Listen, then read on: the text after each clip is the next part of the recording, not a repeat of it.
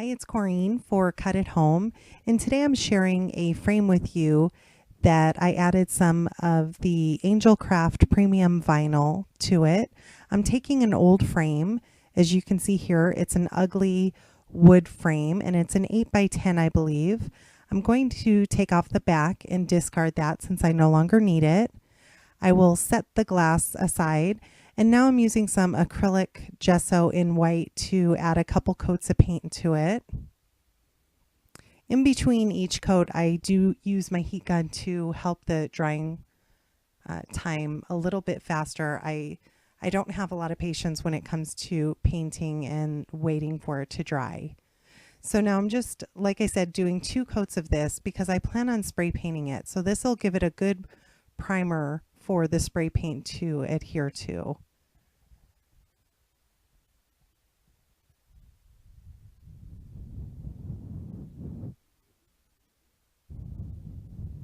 So here's 2 coats of paint. It actually turned out really pretty. And now I will take it outside and spray paint it. And in the meantime, while that's drying, I'm using my premium vinyl in the white matte. This is the 12 by 6 vinyl roll, and I'm cutting it off to 5 inches. I'm using a design from the Silhouette online store. I'll have the design number on Cut It Home's blog, so if you're interested, check that out. And now I've cut it out from the Cameo. I do have another video where I go into more detail of how to use the Cameo, how to cut out vinyl. I'll link that in the description box below if you're interested. But it's very easy to cut out vinyl. And now I'm just burnishing it down, making sure that all of it is pressed down onto the backing sheet. And now I'm going to weed the vinyl, which just means I'm taking away all the negative parts that I don't need, which really is very simple to do. I'm using my Tim Holtz paper piercer to do that. And you just want to take it slow and be careful when you first pull it off and watch all your letters to make sure none of them come up with it. I did have one of the L's come up, but it was very simple. I just laid it back on the backing sheet. You can see exactly where it belongs. So now I will go through and take out all the vinyl that I don't need, all the middle of every letter. And I speed this up quite a bit. But again, it's very simple to do. I think maybe it took me, I'm sure, less than 10 minutes to do the entire saying. And when you're cutting it from the vinyl, you just want to make sure to change your cut settings to vinyl, and it'll tell you what blade depth to change your blade to, and will also change your speed and pressure. So it's very simple to cut this out. And the Angel Craft vinyl cuts out like butter. It's so smooth. It cuts out so nice on any of your die cutting machines, even your Sizzix. So now that I weeded that, I'm cleaning off my glass with some glass cleaner, making sure that there's no oils or dust on it.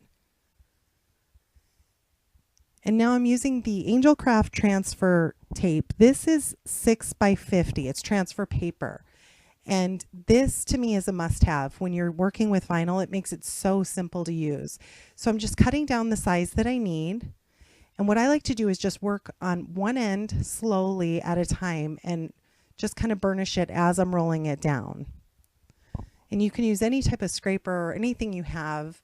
I like to use this scraper that I have, and also a brayer usually to press it down, and even my fingers as well. So now when you peel that back, it will stick to the transfer paper.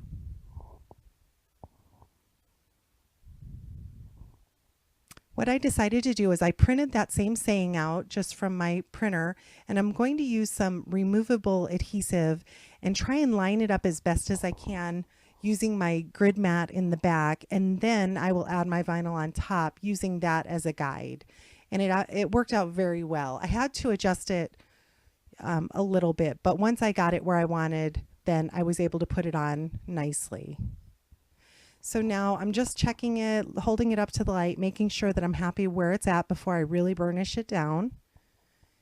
And now that I'm happy, I'm going to use my brayer and my scraping tool and press it down. And then you simply want to remove the vinyl. You want to take it really slow when you do so. And I also will use my scraper to kind of make sure all the words in this are down as I'm pulling it up. So I'm using the scraper tool and also my fingers and just making sure that they're pressed down as I'm pulling it up. It came off very nicely. A couple of them wanted to pull up with the transfer paper, but just by holding them down as I pulled up on it, I was able to get them to release and stick to the glass, no problem. So now I'm taking that non-stick sheet and just burnishing it down one more time to make sure.